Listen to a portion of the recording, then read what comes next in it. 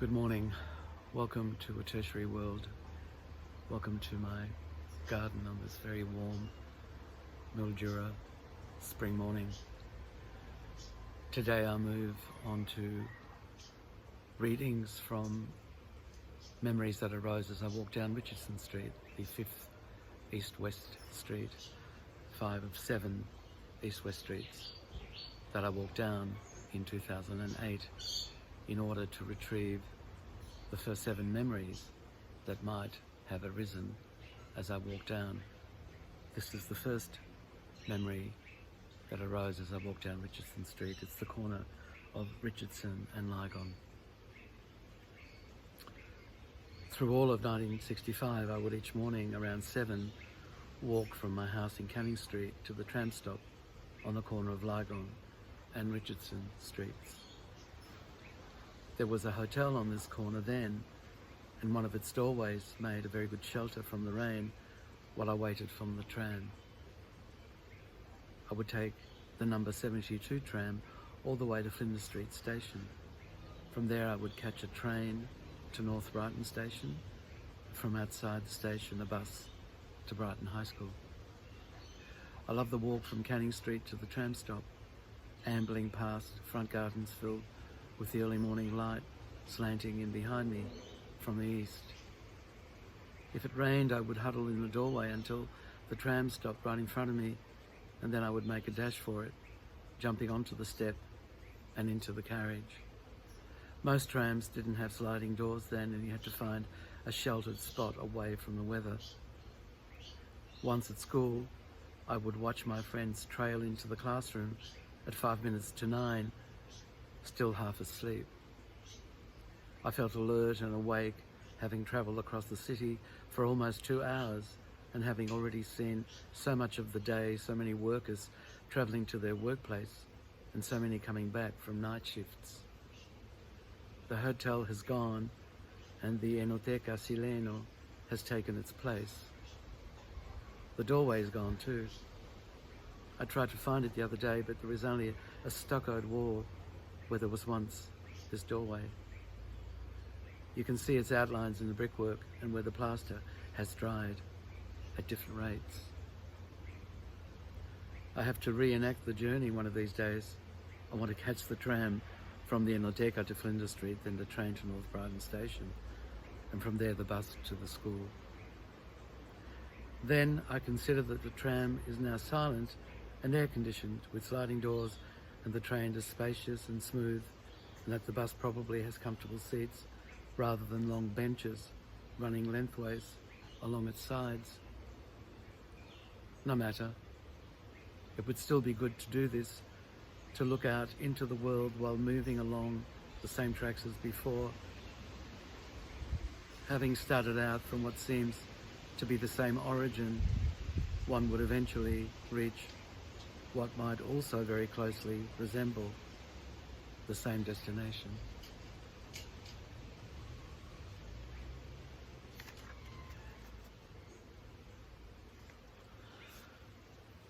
The second memory,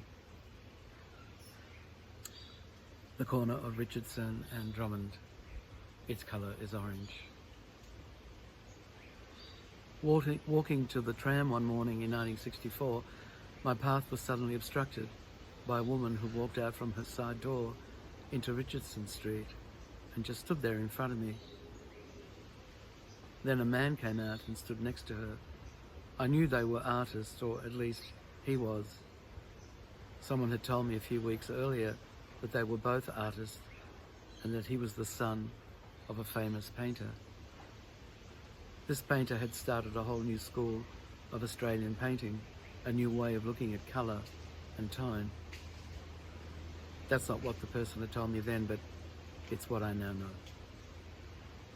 He was shorter than her and wore a beard and unkempt hair. She had long fair hair. The three of us stood close to each other as though frozen for quite a few seconds before they realised they had company. I then mumbled an excuse and resumed my journey to the tram stop. I had walked past their house every morning for a year or so and I had occasionally glimpsed them smiling playfully and being pleasant to passers-by as they pottered around in their garden. Recently, though, I had heard him yelling inside the house, and the following morning I heard someone sobbing by the back gate.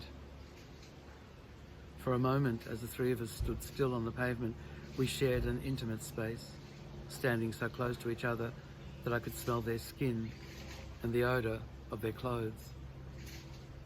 This is the smell of an artist, I remember thinking. Many years later, Helen moved into that same corner house. One evening I went to her housewarming party, and I unexpectedly ended up spending the entire evening sitting disconsolately on the front steps of her veranda because what was happening inside was so distressing.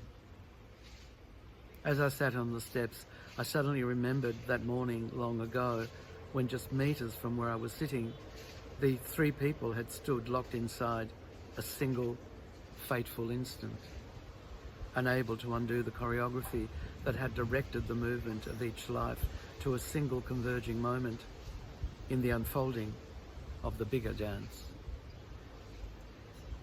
I remember getting up from the steps and walking round to the side gate just so I could stand on that spot again. Though I was at that moment unhappy, when haven't I been?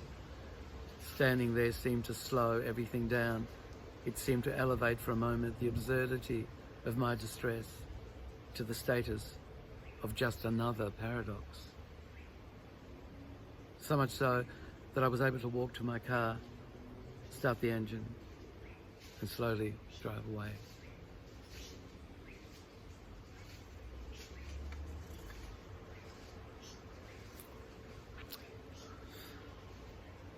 The northwestern corner of Richardson and Nicholson.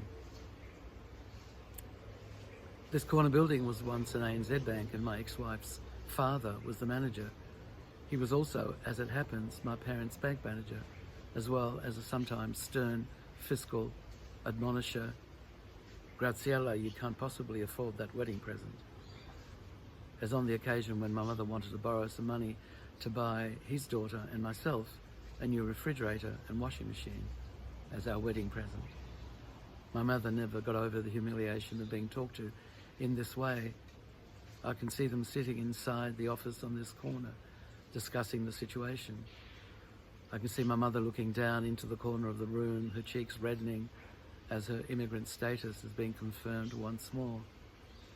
Yet 2 weeks after the wedding, she arrived beaming on our doorstep with a gleaming new refrigerator and washing machine, both obtained through the sale of all her long-forgotten jewellery.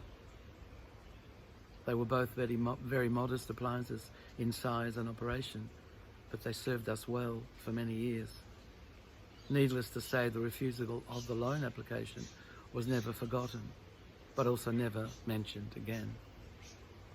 Each time I walk past this corner, I cannot help but try and imagine the exchange between them. Here, as in many situations, lack of understanding is masked as prudent advice, rendered more unmovable through the conviction that only such advice can put an end to all misplaced and needless generosity. But how could it have? It would have been like putting out a hand in order to stop a runaway locomotive. The desperate need to provide for and protect one's own from the vicissitudes of an alien world cannot be stopped by such ploys. To believe so only highlights how foreign such steps of a primal love are to the believer. The deep suffering whose slow afterburn underpins such actions also endlessly fuels the fierceness that can be so easily underestimated by those whose emotions do not run so deeply. But then it's easy to underestimate deep emotion, just as it's hard to remember that the actions of all those around us simply constitute a tip of an iceberg, whose invisible bulk contains the unimaginably icy masses of an unresolved and perhaps unresolvable hurt.